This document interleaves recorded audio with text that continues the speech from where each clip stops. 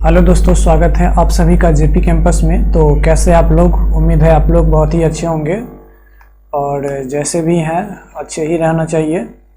देखिए, आज का जो सेशन होने वाला है वो मेरा 6th सेशन होने वाला है परसेंटेज का। और मेरा आपसे रिक्वेस्ट है कि अगर आप परसेंटेज के बारे में कुछ भी नहीं जानते हैं तो आप मेरा फर्स्ट सेशन से क्लास को अटेंड कीजिए, तब आपको समझ में आएगा। ठीक है, चलिए आगे बढ़ते हैं।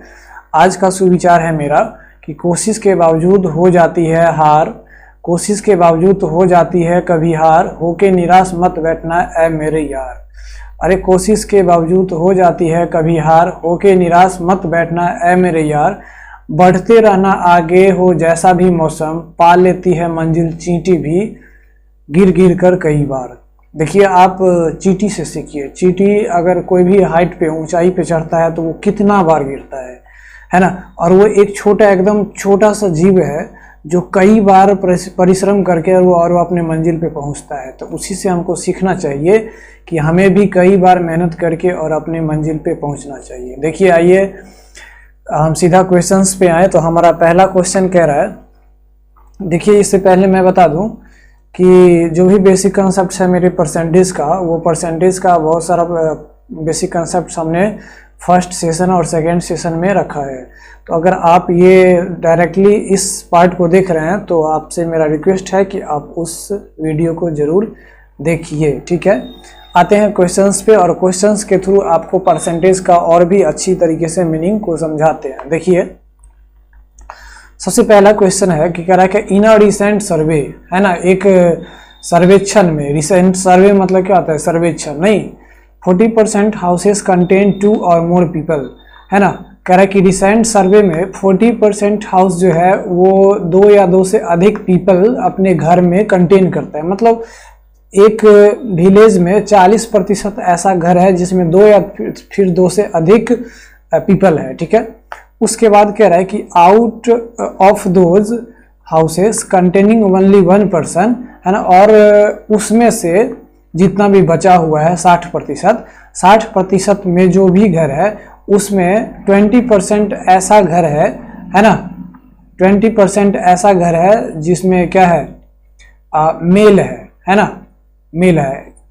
What is the percentage of all houses which contain exactly 1 female and no male, है ना। परसेंटेज क्या होगा जो एग्जैक्टली घर का परसेंटेज क्या होगा जो एग्जैक्टली 1 फीमेल कंटेन करता हो बट एक भी मेल कंटेन नहीं करता हो। देखिए, क्वेश्चन का मतलब समझिए, आपको समझ में नहीं आया होगा। कह रहा है कि एक घर नहीं, एक विलेज है। एक विलेज में 40% ऐसा घर है जिसमें 2 या 2 से अधिक पर्सन है, पीपल है। रेस्ट जो 60% है ना, रेस्ट जो 60% है उसमें से 20% ऐसा है जिसमें सिर्फ और सिर्फ मेल है। तो बताइए मेरे भाई, 20% अगर मेल है तो 80% क्या होगा? फीमेल होगी, है ना। तो कह रहा है कि what is the percentage of all houses which contain exactly 1 female. ठीक है, कितना घर का परसेंटेज, मतलब 1 फीमेल, है ना, का परसेंटेज क्या होगा उस टोटल विलेज में। देखिए, तो हम क्या करते हैं, हम मान लेते हैं कि एक गांव में 100 घर है। कितना घर है भाई साहब? 100 घर है। 100 उसमें से कह रहा है कि 40% जो है वो 2 या 2 से अधिक पीपल है। इसमें से क्या कह रहा है कि 40% ऐसा घर है जिसमें 2 या 2 से अधिक पीपल है। तो 40% का मतलब क्या? 40 घर ऐसा है जिसमें 2 प्लस मोर पीपल है, 2 प्लस पीपल है। और इसमें बताइए कि 60% ऐसा होगा जिसमें, है ना, क्या होगा कि 60% ऐसा होगा जिसमें क्या होगा कि 1 पर्सन होगा। अब कह रहा है कि वो 60% में 20% ऐसा है जिसमें सिर्फ और सिर्फ एक मेल है। तो ये 60% में 20% ऐसा है जिसमें सिर्फ और सिर्फ एक मेल है। तो मेरे भाई 20% का मतलब होता है क्या? 1/5, और 60 का 1/5 करेंगे तो 12 आएगा। देखिए, 60 का क्यों किए? क्योंकि ये 60 का 20% क्या है? एक मेल है ना। तो इस 60 का 20% क्या हो जाएगा? 12 हो जाएगा। तो मेरे भाई आप मेरे बताइए, अगर 20%, 60 में 20% अगर मेल है तो 80% क्या होगी, फीमेल होगी। अगर 60 का 80% निकालेंगे ना तो हमारा कितना आएगा, 48 आएगा। और वैसे भी 60 में से 12 घटा देते तो 48 आ ही जाता, है कि नहीं। तो अब कह रहा है कि what is the percentage of all houses which contain exactly 1 female and no male. कितना घर ऐसा है जिसका परसेंटेज सिर्फ और सिर्फ फीमेल ही उसमें होगी, एक कोई मेल नहीं होगा। तो मेरे भाई देखिए ये 48 घर ऐसा है, 48 घर ऐसा है जिसमें सिर्फ और सिर्फ एक फीमेल है ना। ये हमारा मेल का है और ये हमारा क्या है, फीमेल का है। तो 48 घर ऐसा है जिसमें सिर्फ और सिर्फ एक फीमेल है। तो कह रहा है कि उसका परसेंटेज निकलिए। तो 48 और बटे ओरिजिनल घर, टोटल घर हम कितना माने हैं, तो 100। तो 48 बटे 100 गुने परसेंटेज में कन्वर्ट करना है तो 100 से मल्टीप्लाई करेंगे, 100 कट जाएगा। हमारा 48% ऐसा घर है जिसमें सिर्फ और सिर्फ एक ही फीमेल होगी, यानी हमारा करेक्ट आंसर क्या हो जाएगा, ए हो जाएगा। ठीक है, चलिए भाई साहब आते हैं नेक्स्ट क्वेश्चन पे। नेक्स्ट क्वेश्चन कह रहा है कि इन अ टेस्ट, है ना, in a test consisting of 80 questions, एक टेस्ट जो 80 क्वेश्चंस कंटेन करता है, ठीक है, कैरिंग 1 मार्क ईच, और 80 क्वेश्चंस का एक मार्क्स है, यानी 1 मार्क्स क्वेश्चन है। कह रहा है कि Arpita answers 65% of the first 40 questions correctly. देखिए तो कह रहा है क्वेश्चन कि अर्पिता जो है वो 40 क्वेश्चन में सिर्फ 65% ही करेक्ट आंसर दे पाती है। तो what percentage she need to do the rest 40 questions correctly to score 75% on the entire test, है ना। तो कह रहा है कि 80 क्वेश्चंस है जिसमें से 40 क्वेश्चंस का वो फर्स्ट 40 क्वेश्चंस का वो 65% करेक्ट आंसर देती है। अब कह रहा है कि रेस्ट जो 40 क्वेश्चंस है ना, रेस्ट 40 क्वेश्चंस, उसको कितना प्रतिशत उसका करेक्टली आंसर देना पड़ेगा ताकि उसका ओवरऑल परसेंटेज कितना हो, 75 हो।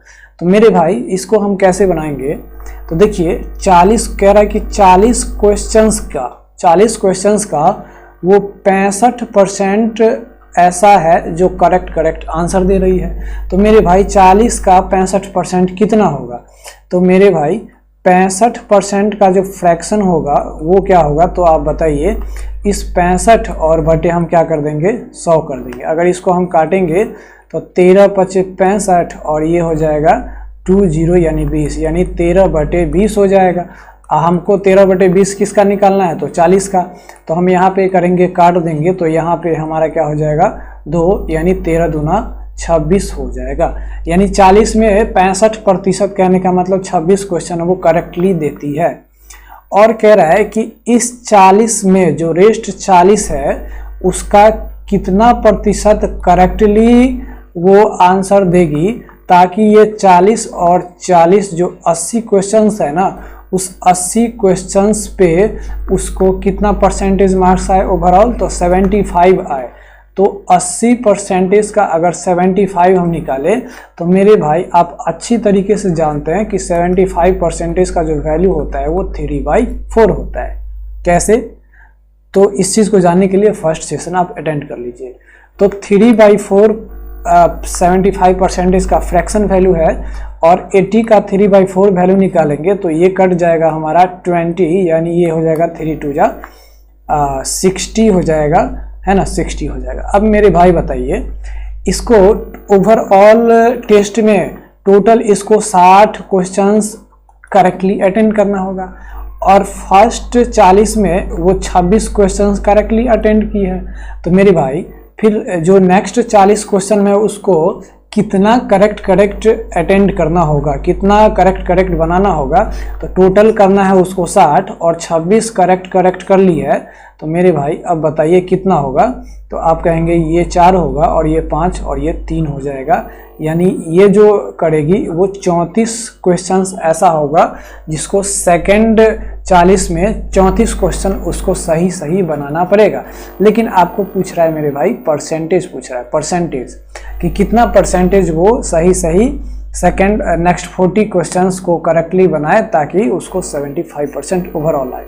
तो मेरे भाई वो 40 नेक्स्ट 40 में कितना बनाएगा, तो 34 बनानी पड़ेगी। अब मेरे भाई कितना में बनाना पड़ेगा, तो 40 में बनाना पड़ेगा, है कि नहीं। अब मेरे भाई बताइए कि ये कितना कहने का मतलब कि 100 से मल्टीप्लाई करेंगे परसेंटेज है, इसको हम कट करेंगे तो ये हो जाएगा, इसको कट करेंगे तो ये हमारा 5 हो जाएगा, इसको कट करेंगे तो ये हमारा 17 दूना 34 होता है। अब ये 17 पचे 85 हो जाएगा। तो 85% जो है वो सेकेंड 40 नेक्स्ट 40 क्वेश्चंस का 85% करेक्टली बनाना पड़ेगा।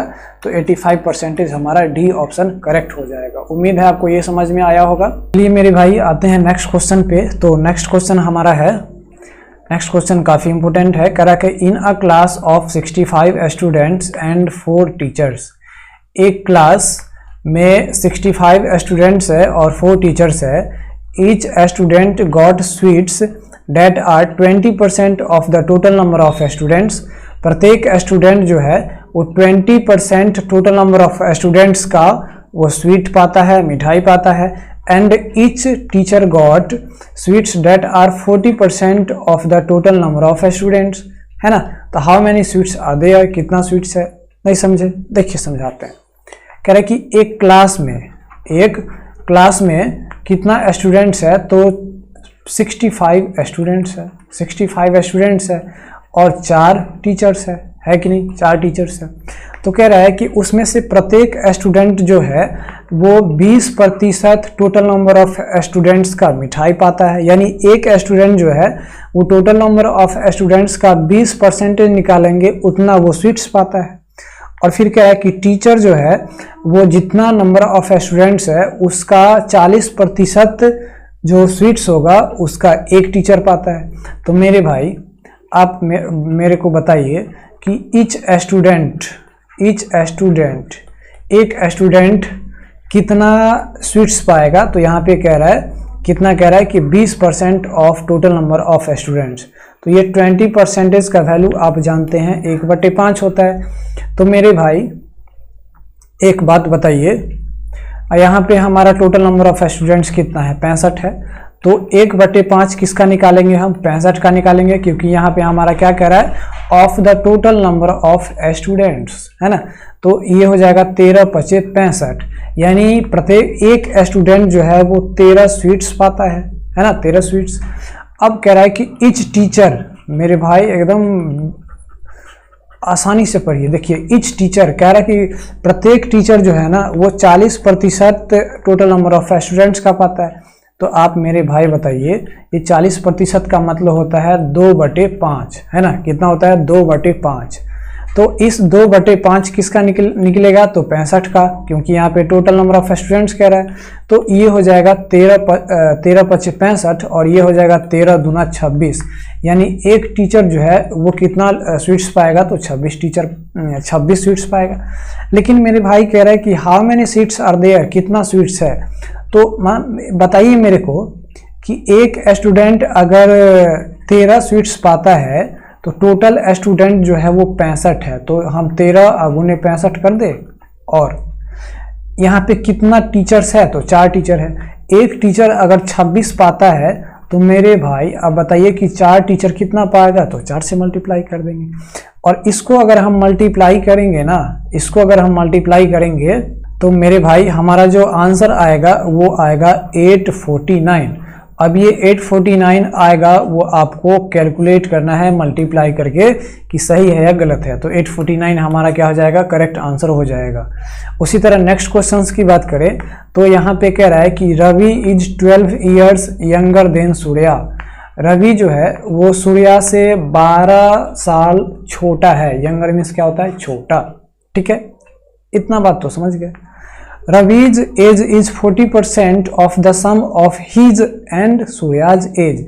रवि का जो एज है ना वो उस रवि का, ऑफ हिज मतलब उस रवि का और सूर्या के एज के सम का 40% है ना, 40% है। तो मेरे भाई आप बताइए, यहाँ पे एक है रवि और एक है मेरे भाई सूर्या, है कि नहीं।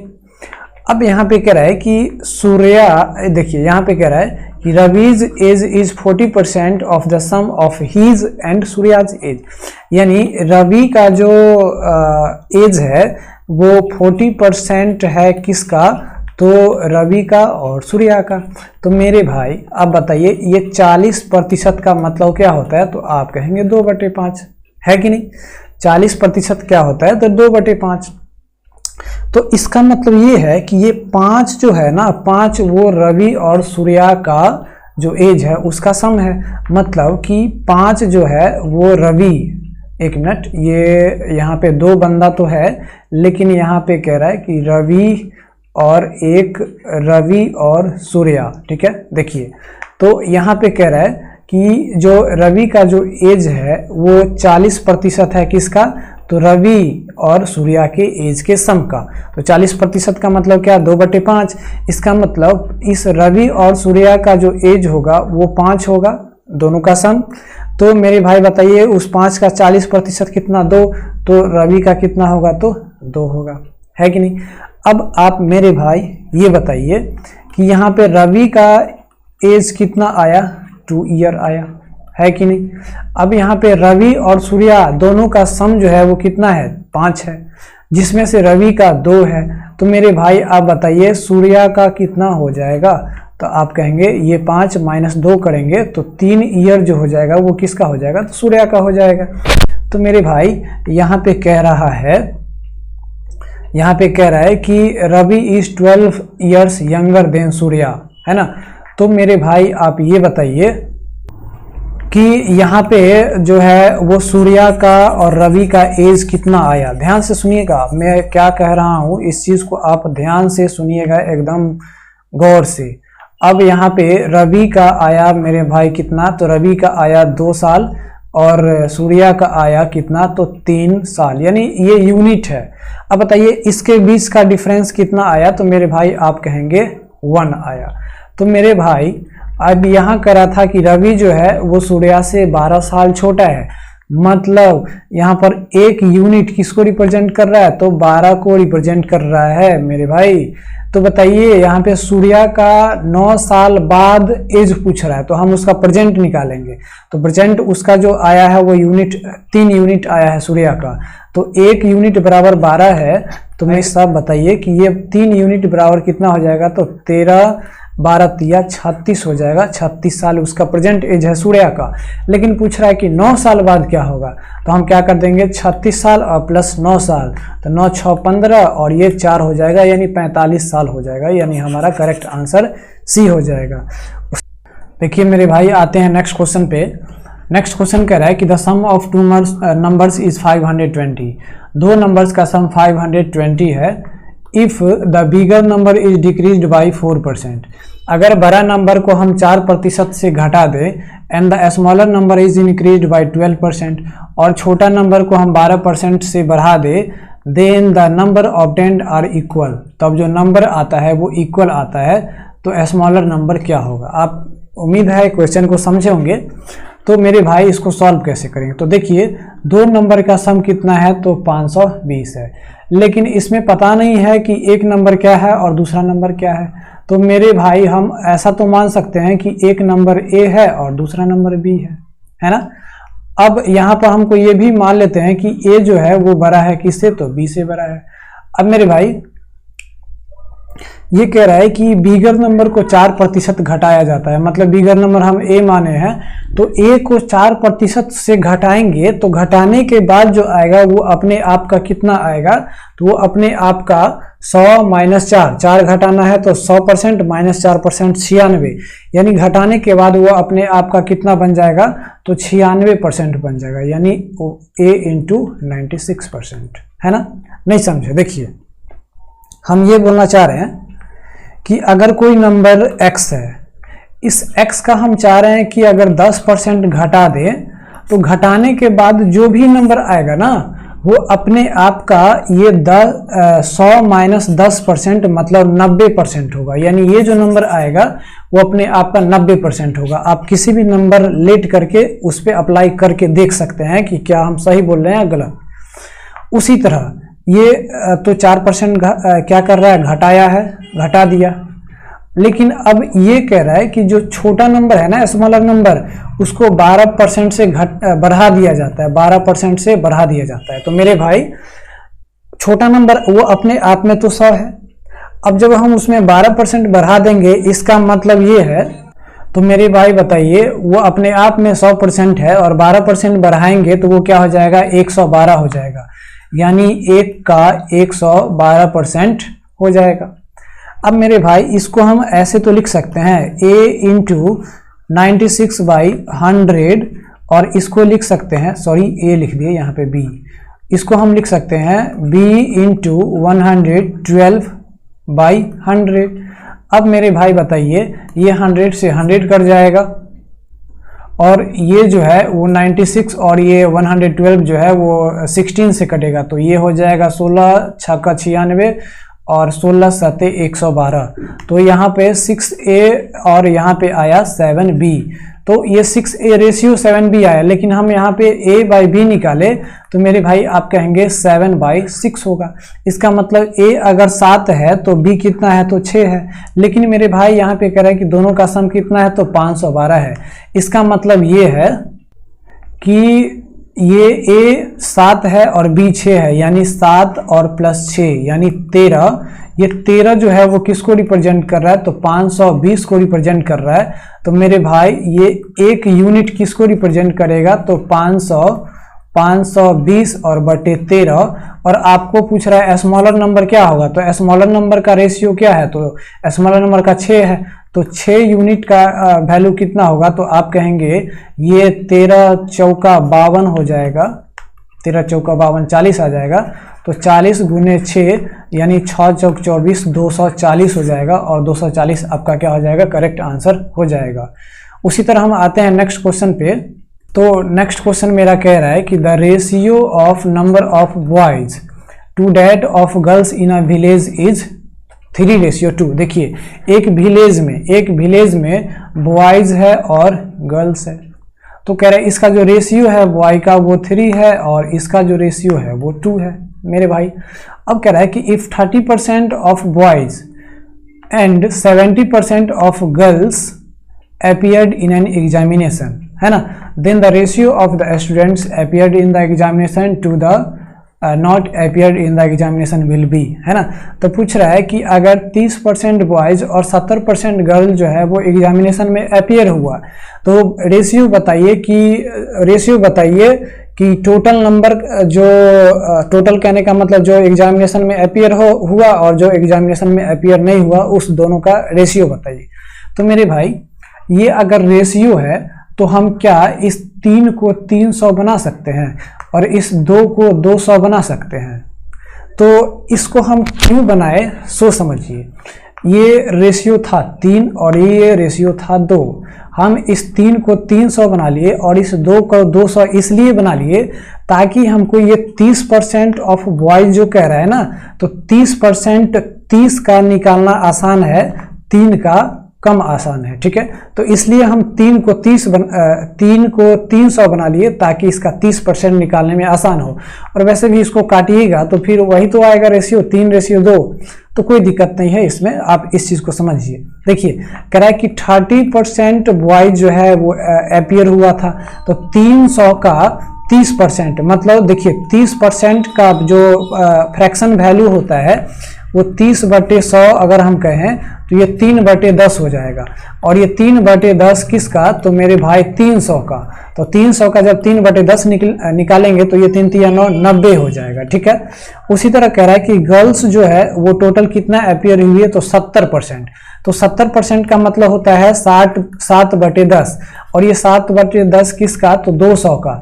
तो ये 7/10 किसका, तो 200 का, सॉरी 10, तो 200 का। तो इसको काटेंगे तो 7 दूना 14 यानी ये हो जाएगा 140, ठीक है।